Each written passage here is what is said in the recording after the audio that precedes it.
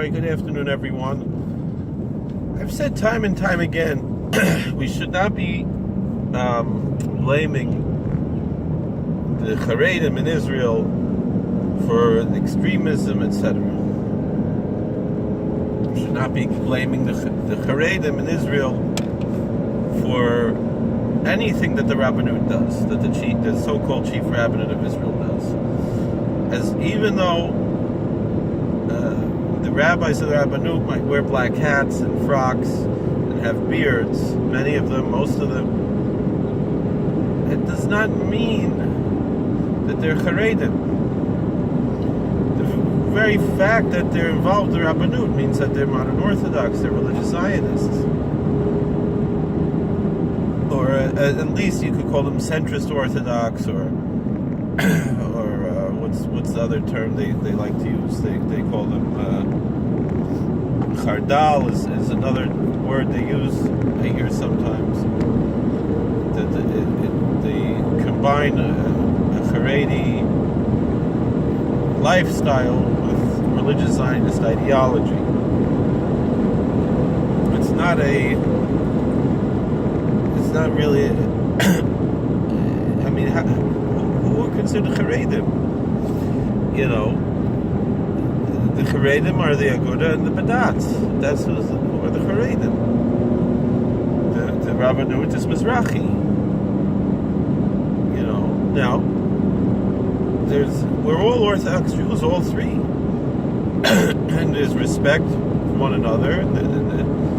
Yes, the Rabbanim from the Rabbanut, once in a while, they might go and they might talk to Rav Chaim Kanievsky or something. Rav Elyashiv himself, Zichron Livracha, was part of the Rabbanut, but he went more to the right later, but he considered himself all his life a Talmud of Rav Kook and so forth. He had a picture of Rav Kook in his sukkah.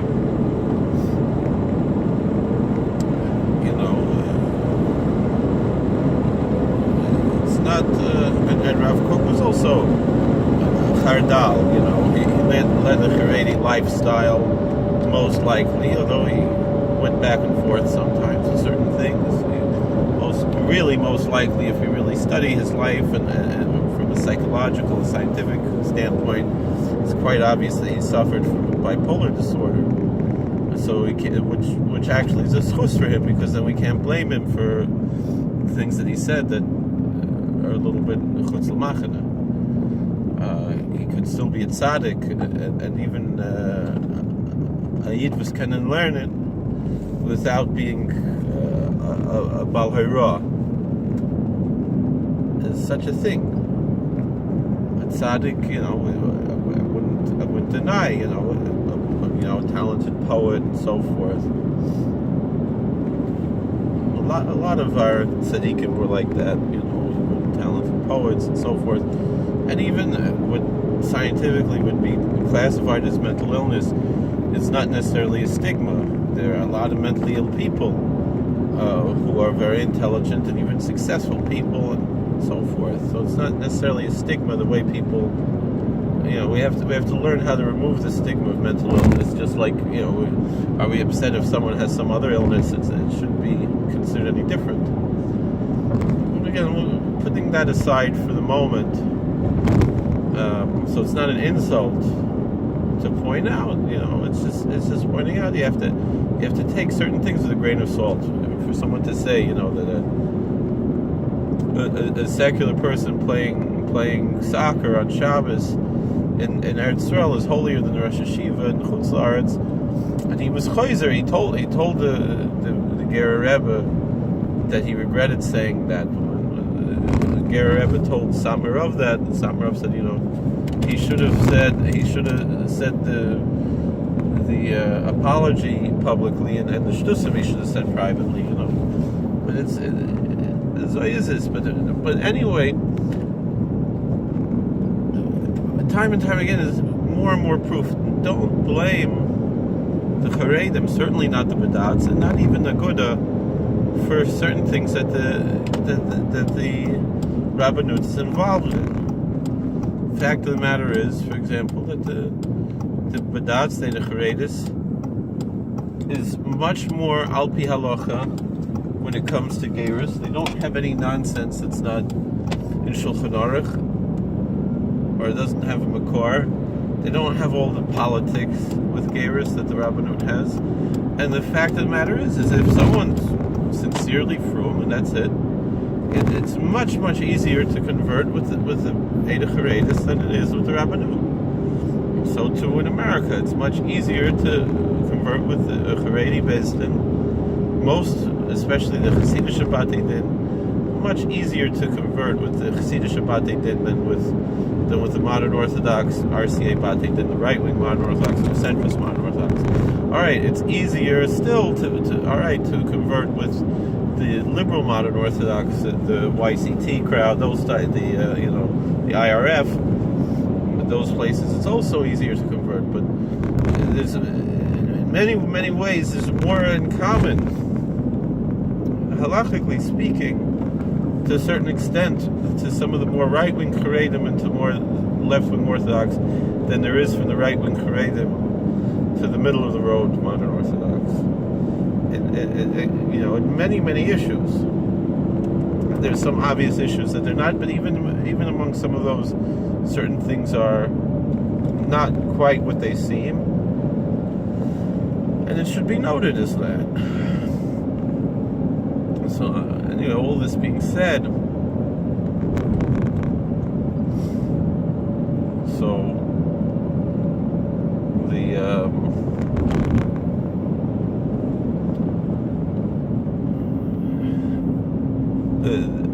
this is a question what we're dealing with.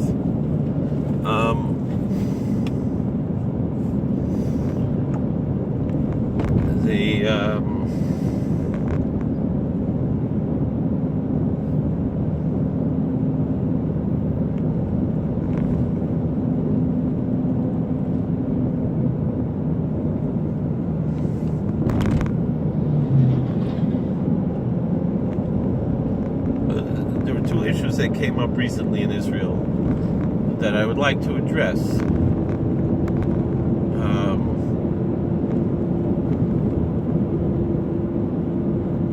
One is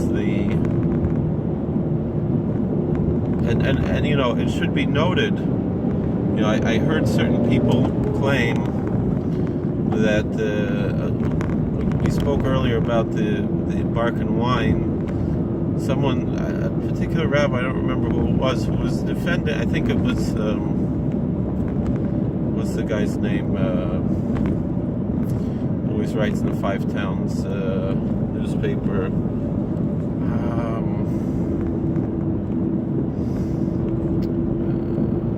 Yair Hoffman. So, Yair Hoffman said, the Badatz is justified, if they don't accept a conversion other than one done by the Badatz. The fact of the matter is the Badatz will not reject a Rabbinic conversion. The real issue with the Ethiopians is that many did not do conversions, and also there's the Psak of the Minchas Yitzchak that if they are Jewish and that they're also love with Bakal, and there's many issues al pi halacha. And in a certain sense, this I think goes to our next issue that I really want to talk about. There are two things that happened recently in Israel. One is that they passed this bill, the nation-state bill, which, as I said, I'm a member of the New York Board of Rabbis. Not that the New York Board of Rabbis speaks for me in any way, or that I speak for them in any way. And I would say even to the point that I'm a member. But the fact of the matter is it's useful. And also I like to have fellowship with people who I disagree with. I think it's very important. I think that's how we learn about the world. If we just coop ourselves up into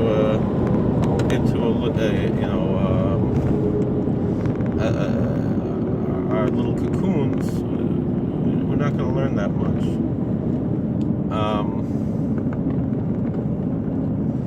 That being said,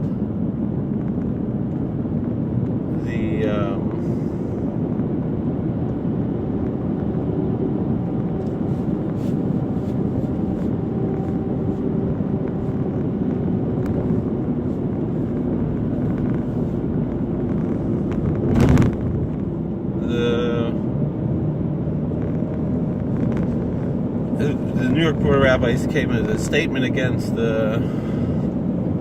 this law, against the new law in Israel, and I'm also opposed to the law, even if I don't agree with everything the rabbi said in the statement. But we'll put that aside for now. A more interesting aspect is that the Knesset, this pushing that they're saying that anyone who performs weddings without the permission of the Rabbanut, they have to, they could go to jail for 2 years.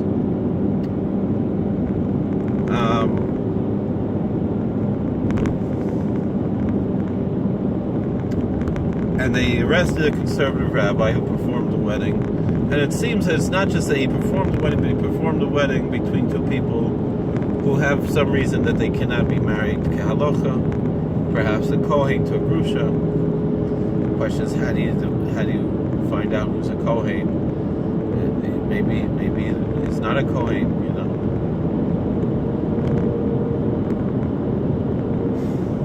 And that being said, and so there are ways to be matter these things al pi halacha, but and it's not exactly clear what the situation was, other than this guy got arrested, a conservative rabbi, and he faces, like we said, 2 years in prison for performing a wedding without the permission of the rabbanut. I only heard about this just now. There was an article in the Jewish press about it, saying how important it is to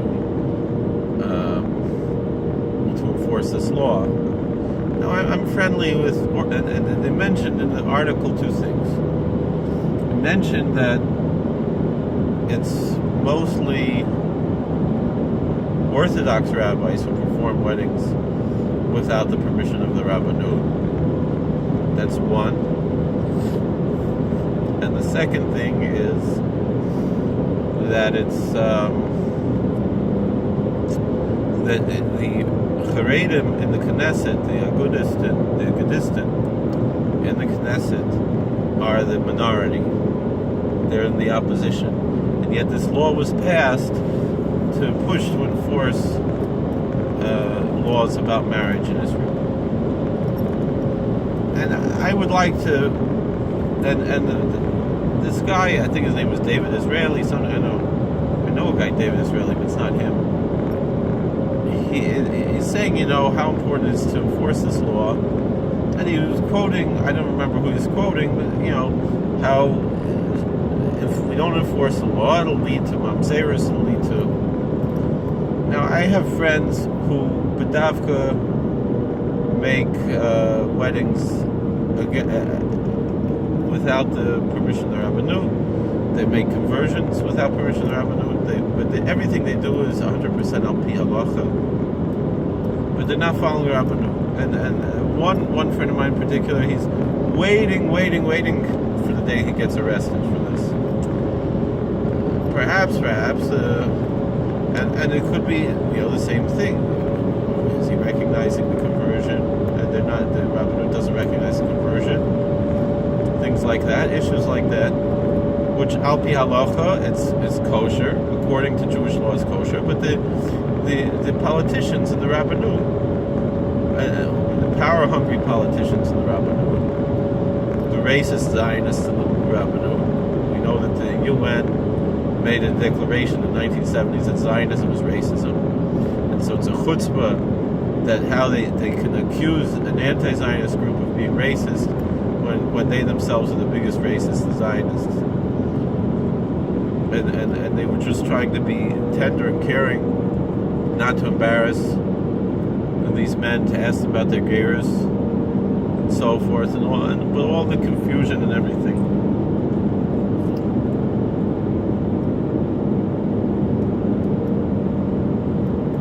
And it's complicated issues. What's going on? What goes on in the world?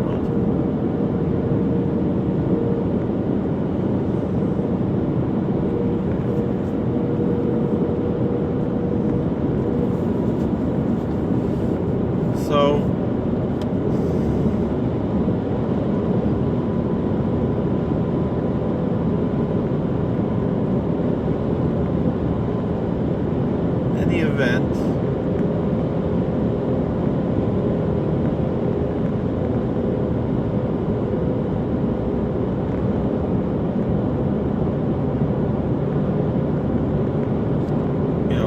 else can we talk about here?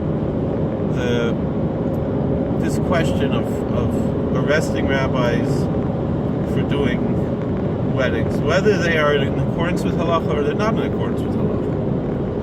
The question we have to ask ourselves is this something that a modern democratic government should be engaged in? And this new law is the most anti-freedom of religion thing I could imagine. It's the most anti-Jeffersonian idea, and I've been saying for years and years that what Israel needs is a Jeffersonian republic with Jeffersonian freedom of religion. I tell that to people, they say, well, Jefferson owned slaves. Jefferson was opposed to slavery.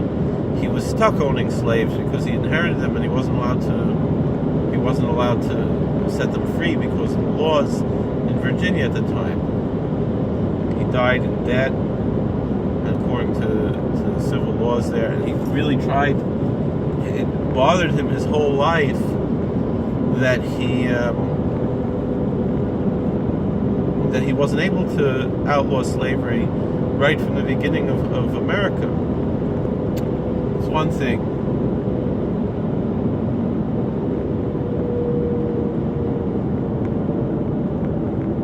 But my answer to that, though, to all the Zionists who say that, I said, well, you know that Rav Kook opposed women's suffrage, and he actively opposed women's suffrage. So how do the modern Orthodox have respect for Rav Kook if he opposed women's suffrage? Another hot button issue. And he's their big rabbi. In our society, all the women vote. The women usually are the ones working in the election day in Kiryas Joe. And people accuse the Satmar of not allowing women to vote, which is not true. They make up all these lies and so forth.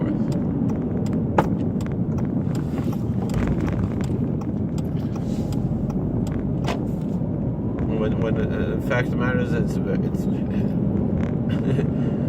in America to not vote. It's although there are different communities in the Hungarian community, some of the Kasha Hasidim, and some of the Bnei Yol, they don't believe in voting in America.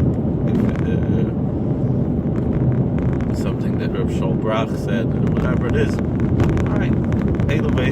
But to me it seems very strange not to vote. To me it's a big mitzvah to vote in America.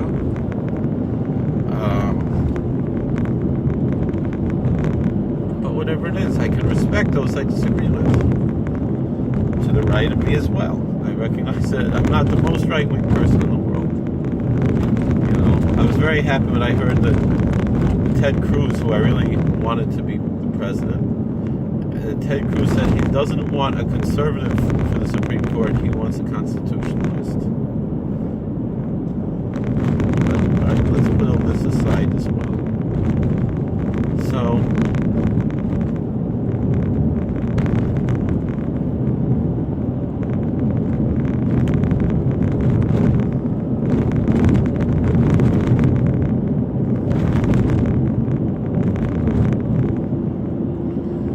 So anyway, it's interesting how this passed with the Haredim and the opposition.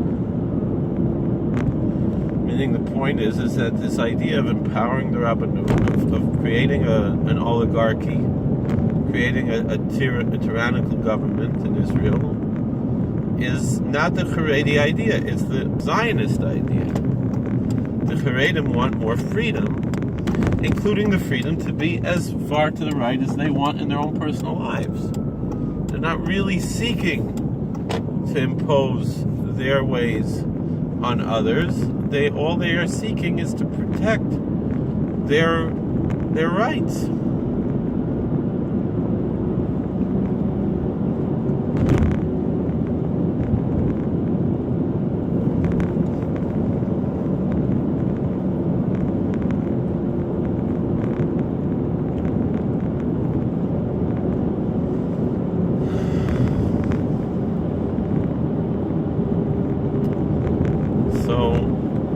What else can we say?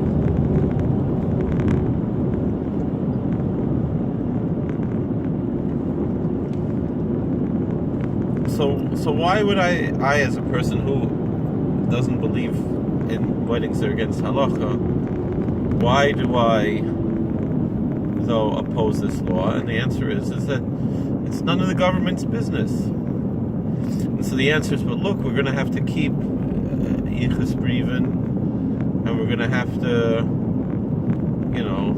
we're going to have to do all these things. It's going to make our lives a lot harder to know who's a mamzer, who's even Jewish, this and that. But that's fine. If you want to be religious, that's your decision. And so you live with that decision, being a religious person, and the government doesn't have to accommodate your religious desires. The government has to allow you the freedom to live your religion as you want it. And so this is gonna bite the Orthodox in the back. But the fact of the matter is that the Rabbanut, they want this type of power. But it's gonna be bad for the Haredim. Now, I don't know how it's gonna affect the Eid Haredis. At this point in time, or at least how it's been for years, is that you could register your marriage with Eid Haredis and not with the Rabbanut. I know friends of mine, even Litvish, even modern people who did that. And the question is that will the Rabbanut, will the Knesset make laws against that as well? I mean, I remember years ago, a friend of mine, he said he did a gerus with the Badats, and he said at the time, the Rabbanut used to send a shliach to make sure that the Badats was doing it right. A chutzpah. Now they don't do that anymore. Now they just don't recognize the gerus from the Badats. But all these things are silly nonsense, and it's really time. This new law, this Jewish state law, is really a big smack in the face to anyone who believes in religious freedom, and it's really, really a shame. So, thank you for watching. God bless. Please like, share, and subscribe, comment, and take care.